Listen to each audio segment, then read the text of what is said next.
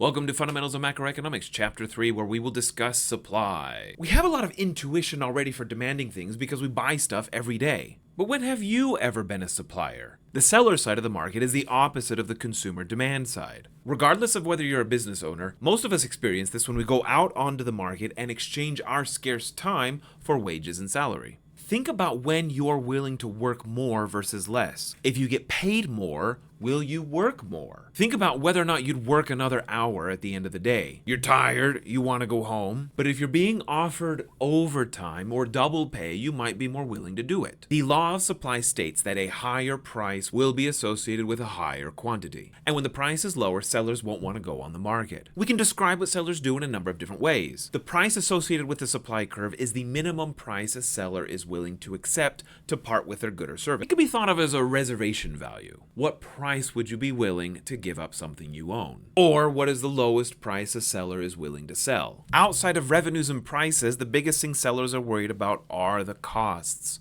So for the next thing they sell, they need to at least be compensated the marginal cost of production. This is a reminder that the primary model we're thinking of is a very competitive scenario. This means there's perfect information. Everybody knows everything. There's no lemon cars. You can't have a functioning market when there's a lot of fraud. This is why we expend a lot of government resources regulating and prosecuting fraud. And arguably, we probably should do more of this. We're assuming no externalities. What two individuals do does not hurt third parties. And importantly, this one might be new, focusing on the sellers, we assume free entry and free exit. Anybody can start selling anything. Perhaps you might be thinking in the real world, it might be very difficult to start up and compete in a market. The existing firms might not want you to enter. And what we have learned in the economics discipline is these barriers to entry must be lowered. And businesses will try to artificially put up these barriers to prevent competition. However, as a society, we want to regulate markets to make sure they remain competitive because competitive markets yield the lowest price for consumers. So you're going to learn how to determine the optimal quantity of supply. This is a valuable framework. The first thing with any decision making is you need to analyze it on the margin. Should you supply one more thing? And so we need to compare this with the marginal costs. If I supply that one more thing, how much is it going to cost me? And we'll supply it as long as the price of the next thing we sell is at least as large as the marginal cost. We need to sell it for at least as much as it costs for us to produce it. And this principle of looking at the marginal cost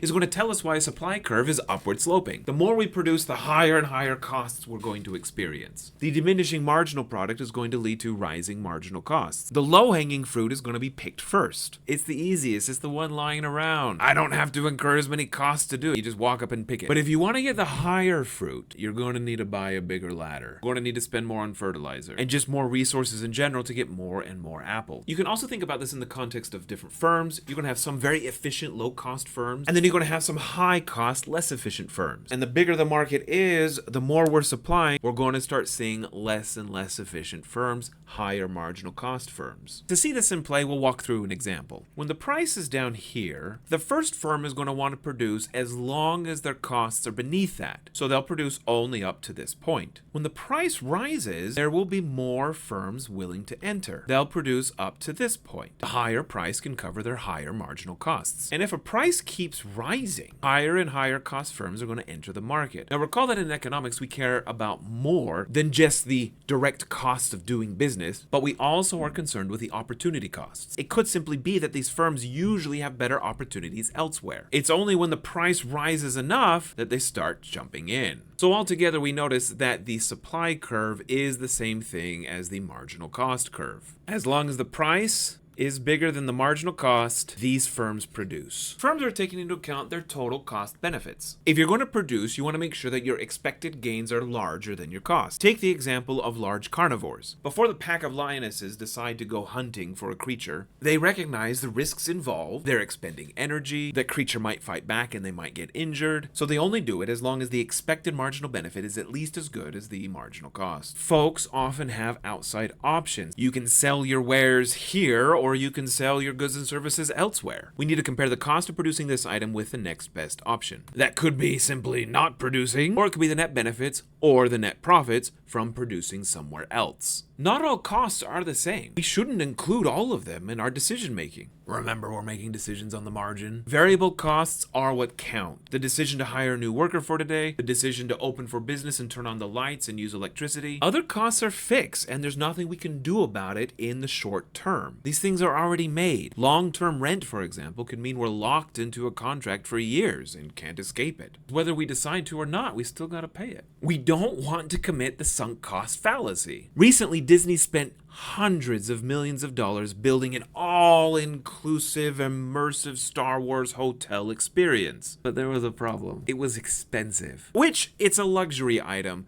They're providing high-quality services, but it was $5,000 a night, and they weren't selling them. So they lowered the price down to $1,600 a night and still couldn't sell enough. After a short period of being open, they closed their doors. Now, I know some of you might be thinking, wait, we just spent hundreds of millions of dollars. All that money is going down the drain now. Well, I hate to tell you, but that money was going to go down the drain either way. The future expected marginal benefit was smaller than the current marginal cost. It's better to take a loss now than to mount up bigger losses in the future. You don't want to cling to a mistake just because you spent a lot of time making it. But that's all well and good to look at one firm and what they should do. What about the market as a whole? The market supply, just like the market demand, is the sum of the individual supply curves. And we're going to add it up horizontally because quantity is on the horizontal axis. So say we have two firms in our market. Let's sell us some donuts. We have a smaller firm, Bob, and then we have the larger firm, the old Krispy Kreme. But both participate in the market. For an individual donut of $1.50, Bob supplies 100 a day, whereas Krispy Kreme is providing 850 a day. Adding these up, we'll get the entire market supply. At that donut price of $1.50, you can always change your graphs. We get a market quantity supply of 950 donuts. That's a lot of donuts. So now that we've built the supply curve, we get to do what anybody wants to do. Let's start throwing things at it and see what happens. Watch part 2.